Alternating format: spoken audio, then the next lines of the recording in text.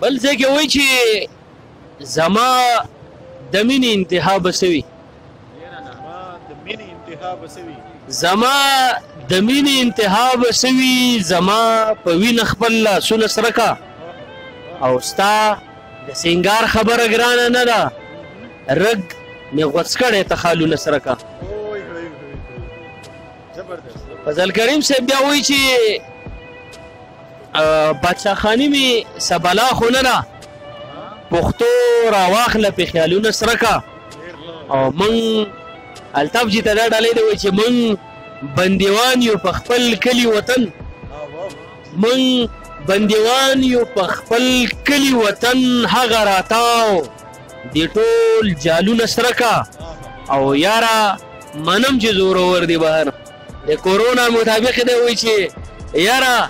منم چې زورور دی بهر ته د کوټې د دیوالونه سره کا اخونه